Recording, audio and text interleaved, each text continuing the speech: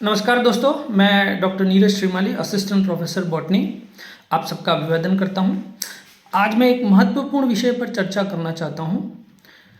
आपने बहुत सारे ऐसे एग्जाम्पल सुने होंगे, बहुत सारे ऐसे कैंडिडेट्स के बारे में सुना होगा जो एक के बाद एक कई एग्ज़ामों को लगातार क्रैक करते जाते हैं, कई नौकरियां बदलते हैं। और आश्चर्य की बात तो यह है कि आप उनके बारे में जानेंगे तो आपको पता चलेगा कि उन्होंने एक भी बार कोचिंग नहीं ली। मैंने स्वयं ने कुल 7 परीक्षाएं उत्तीर्ण की है, वो भी पहले ही प्रयास में। जबकि हम अपनी सोसाइटी में अपने आसपास ऐसे कई कैंडिडेट्स को देखते हैं जो जयपुर पढ़े रहकर, दिल्ली पढ़े रहकर एक बार 2 बार कोचिंग करते हैं, फिर भी एक भी एग्जाम में सफल वो नहीं हो पाते।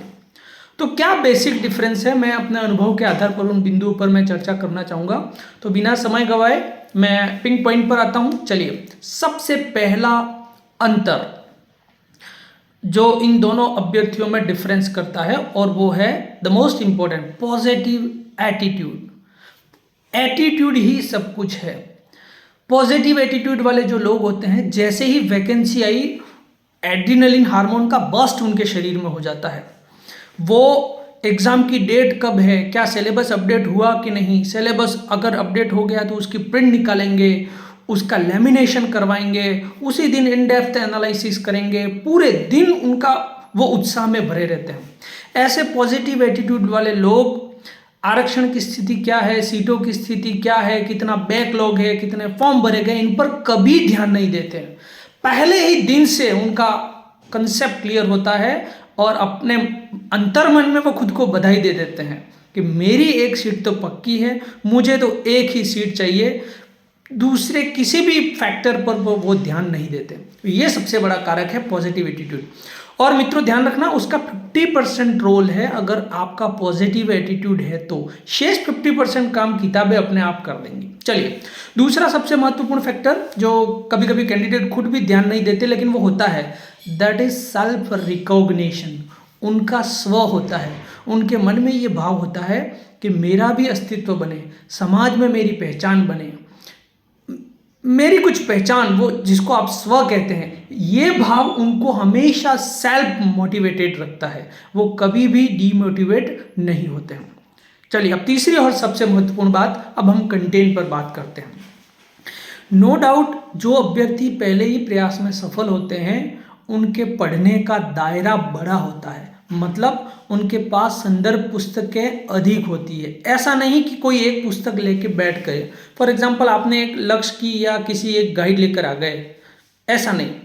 एक बिंदु है, सपोज भारत का स्वतंत्रता आंदोलन, तो वो गाइड के अलावा मूल संदर्भ पुस्तकें पढ़ेंगे, उसमें जो नया कंटेंट है उसको अपने रजिस्टर में उतारेंगे। दायरा जितना बढ़ाओगे आपकी स्कोरिंग उतनी ही बढ़ेगी, क्योंकि एक एक क्वेश्चन मायने रखता है। तो ये इंपॉर्टेंट चीज़ है। चौथी सबसे महत्वपूर्ण बात जो दोनों अभ्यर्थियों में अंतर करती है, और वो है इन डेप्थ अकाउंट। देखिए, पढ़ने का दायरा तो कई बार दोनों अभ्यर्थी बहुत बढ़ा लेते हैं। जैसे मैंने देखा, कुछ अभ्यर्थी बहुत सारे नोट्स बना लेते हैं, कलर्ड पेन से रजिस्टर भर लेते हैं, दुनिया भर की किताबें ले आते हैं। लेकिन सबसे महत्वपूर्ण बात यह है कि क्या आप अपने कंटेंट को गहराई से और रुचि से पढ़ रहे हैं या नहीं। मैं फिर 2 शब्द दोहरा रहा हूं, गहराई से और रुचि से। मतलब ये है कि आपने जो पढ़ा उसमें जो क्वेश्चन आया वो हर हालत में सही होना चाहिए।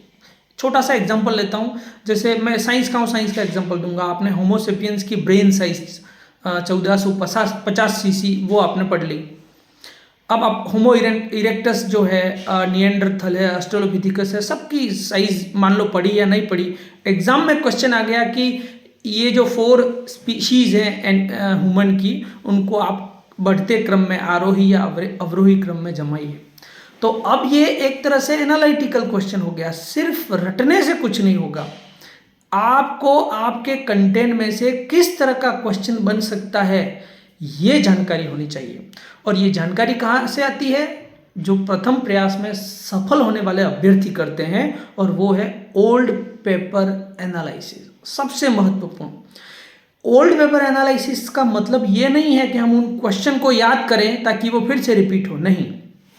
पेपर एनालिसिस से दो चीज़ें निकल कर आती है। नंबर एक, आपको पता चलेगा कि मुझे मेरे पढ़ने का दायरा कितना बढ़ाना है, किस हद तक के क्वेश्चन आ सकते हैं।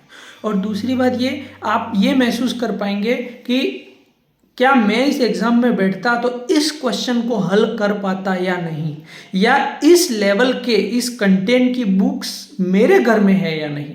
तो आपकी एक समझ बनेगी कि मुझे दायरा कितना बढ़ाना है और किस तरह का कंटेंट पढ़ना है और बढ़ाना है। चलिए, अब सबसे महत्वपूर्ण बात जो दोनों प्रकार के अभ्यर्थियों में डिफरेंस करती है, और विशेष करके मैं कहूँगा नीट और आईआईटी जैसे एग्जामों में तो ये बहुत ही क्रूशियल हो जाती है, और वो है रिपीटेशन। और वो भी कब? एग्ज़ाम से पहले। होता क्या है कि बहुत सारे अभ्यर्थी जब एग्ज़ाम का समय बहुत ज़्यादा होता है, वाइड, हमको 1 साल मिल गया, 1.5 साल मिल गया, दुनिया भर का कंटेंट पढ़ते जाते हैं, नोट्स बना लेते हैं, लेकिन जब एग्ज़ाम के जस्ट 1 महीने पहले की बात करें तो वो उसको रिपीट नहीं कर पाते। बस यही वो खास चीज़ है जो हमें भीड़ पर भारी बनाती है या भीड़ का हिस्सा बनाती है। अगर आप एग्ज़ाम से पहले रिपीट नहीं कर पाए तो सारा खेल खत्म है। और ये रिपीटेशन होगा या नहीं होगा, ये पहले यहाँ से तय होता है। अगर आप अपने ब्रेन को सिग्नल दे दें कि इतने समय में मुझे हर हालत में इतनी बार ये कोर्स रिपीट कर लेना है, तो हो जाएगा। और अगर एक बार आप नेगेटिव दिशा में उतरे तो आप धीरे धीरे खाई में उतर जाएंगे, और आप खुद एक एक टॉपिक को माइनस करेंगे, यार ये तो रिपीट नहीं होगा, मैं ये चीज़ देख लेता हूँ। आप धीरे धीरे पिछड़ते जाएंगे। तो ये खास चीज़ है। और सबसे महत्वपूर्ण बात, जो लगातार एग्ज़ाम क्रैक करते जाते हैं फर्स्ट राउंड में, उनका विज़न और फोकस क्लियर होता है। Makeup once mind. अभी 3rd grade, 2nd grade, read, सबकी वैकेंसियाँ फ्लोर पर है, प्रशासनिक सेवा। तो जो पहली बार में सफल होने वाले अभ्यर्थी होते हैं, कोई एक लक्ष्य चुनते हैं, एक ही एग्ज़ाम का फॉर्म भरते हैं और उसी की तैयारी करते हैं। और जो ये कंफ्यूज्ड लोग हैं, हारने वाले खिलाड़ी, वो क्या करते हैं? मैच करते हैं। रीड का इतना सिलेबस तो 2nd ग्रेड का भी मैच हो जाता है, अरे 1st ग्रेड का इतना सिलेबस तो 2nd ग्रेड भी मैच हो, चलो दोनों की तैयारी करते हैं। ऐसा नहीं, एक समय में एक लड़ाई अगर जीतोगे, जैसा कहा जाता है ना, किसी एक को भगवान मानो और उसकी आराधना करो तो वो प्रकट हो जाएंगे। तो यही कुछ खास कारण हैं जो आपको बार बार हराते हैं या एक ही बार में जिताते हैं। धन्यवाद।